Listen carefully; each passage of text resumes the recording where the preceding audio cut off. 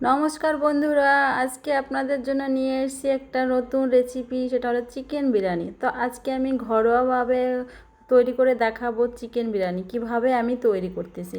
তো সব সময় দেখা যায় আমরা বাহিরে চিকেন বিরিয়ানিটা কিনে খাই, বাট আজকে আমি ঘরোয়া মশলা দিয়েই তৈরি করে দেখাবো আপনাদের। চিকেনটা কতটা সফট হয়েছে আর খেতে কতটা সুস্বাদু হয়েছে আর একদম ঝরঝরা। তা দেখতে থাকুন আমি কিভাবে তৈরি করছি। প্রথমে আমি কিছুটা চিকেন নিয়ে নিয়েছি। তা চিকেনটা একটু বড় সাইজে করেছি, কারণ বিরিয়ানিতে বড় সাইজটাই যায়, তাই দোকান থেকে এভাবে বড় বড় পিস করে কেটে নিয়ে আসছি। তো এটাকে ভালো করে ধুয়ে ঝোল ঝাড়িয়ে রাখছি। তারপরে এদিকে আমি নিয়ে নিয়েছি চাল। তো এটা ছিল বাসমতি চাল। তো চালটা আস্তে আস্তে করে ধুতে হবে যাতে ভেঙে না যায়। তো ওটাকে ধুয়ে তারপরে আমি আধ ঘন্টার জন্য জলে ভিজিয়ে রাখবো। তাই এদিকে আমার এই চালটা ভিজতে ভিজতে আমি ওদিকে চিকেনের মশলাটা মাখিয়ে ওটাকেও ম্যারিনেট করে রাখতে হবে কিছুটা সময়। তাই এটার মধ্যে আমি কি দেব, প্রথমে টক দইটা ভালো করে ফাটিয়ে দিতে হবে। ভালো করে ফেটিয়ে দিলে মানে খুব ভালো হয় আর কি। তো এটার মধ্যে আমি দিয়েছি আদা বাটা, তার সাথে রসুন আর কাঁচা লঙ্কা বাটা, তারপর কাশ্মীরি লঙ্কার গুঁড়ো, তারপরে দিয়েছি চিকেন মশলা মানে চিকেন বিরিয়ানির মশলা, স্বাদ মতো লবণ, সাথে একটু হলুদ গুঁড়ো। এটা দিয়ে ভালো করে মাখিয়ে আমি এটাকে আধ ঘন্টার জন্য রেখে দেবো। তা আধ ঘন্টার থেকে একটু বেশি রাখলে ভালো হয় আর কি। তা যার যতটা টাইম হয়, তবে আধ ঘন্টা নিচে রাখলে অতটা ভালো হয় না আর কি। তার সাথে এখন আমি চিকেন বিরিয়ানি রান্না করব, তাতে আলু থাকবে না, এটা তো হয় না। তাই কি করেছি, বড় সাইজের দুটো আলু নিয়েছি বড় বড় পিস করে।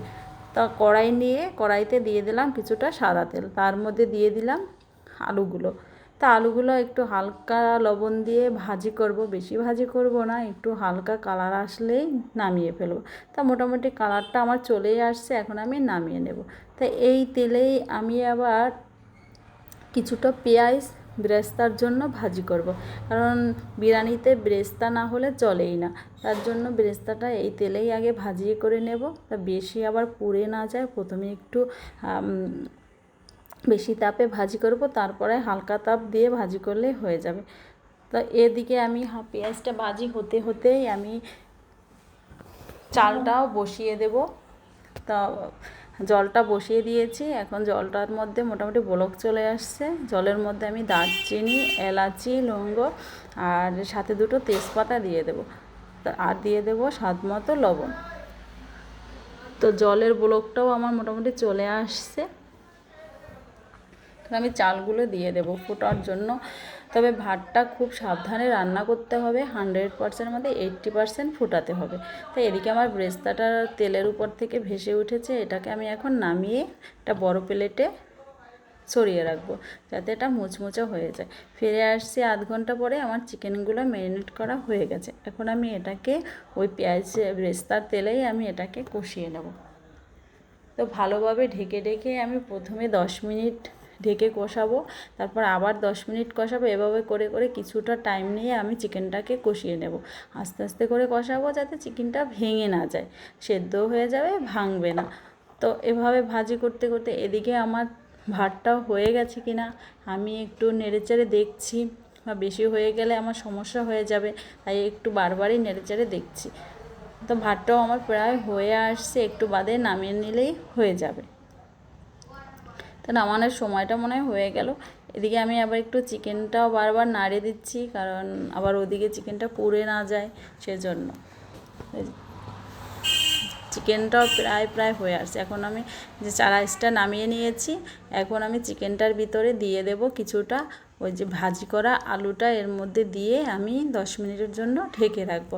কারণ আলুটা হালকা ভেজেছি, এখন একটু বেশি করে আরেকটু ভাজলে মানে মাংসটার ভিতরে দিয়ে দিলে চিকেনটা আলুটা একটু সফট হবে, তার জন্য এটাকে দিয়ে আমি 10 মিনিটের জন্য ঢেকে রাখবো।